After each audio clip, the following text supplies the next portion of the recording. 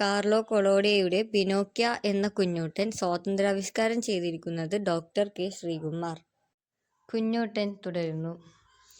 ഇടിവെട്ടും മിന്നലും തുടരെ തുടരെ ഉണ്ടായിക്കൊണ്ടിരുന്നു. കുറേ ദൂരം ചെന്നപ്പോൾ ഒരു കുടിലിനുള്ളിൽ നിന്നും ചെറിയ വെളിച്ചം അവൻ കണ്ടു.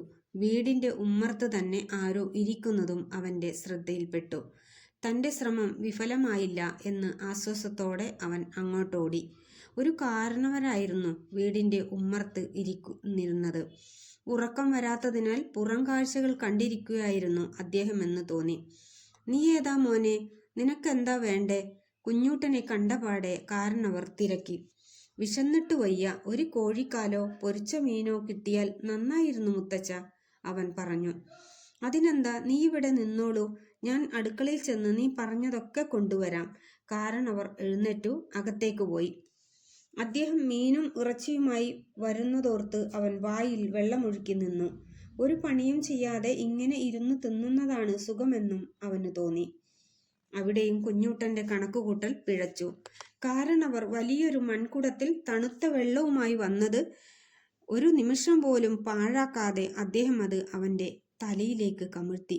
ഒപ്പം കാതുപൊട്ടുന്ന സകാരവുമുണ്ടായി. അവന് ഇറച്ചിയും മീനും വേണത്രേ.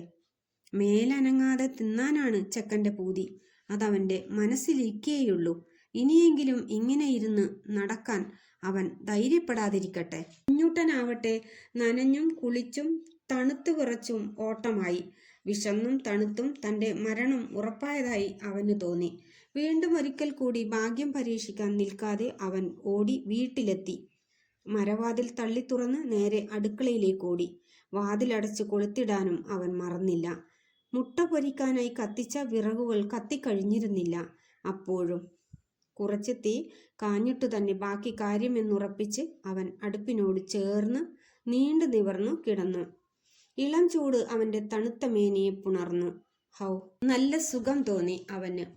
ആ കിടപ്പിൽ വേഗം ഉറങ്ങിപ്പോയി അവൻ. പക്ഷേ കഷ്ടകാലം അപ്പോഴും അവനെ വിട്ടൊഴിഞ്ഞിരുന്നില്ല. ഒരു അത്യാഹിതം അതിനിടയിൽ സംഭവിച്ചത് അതുകൊണ്ടാണല്ലോ.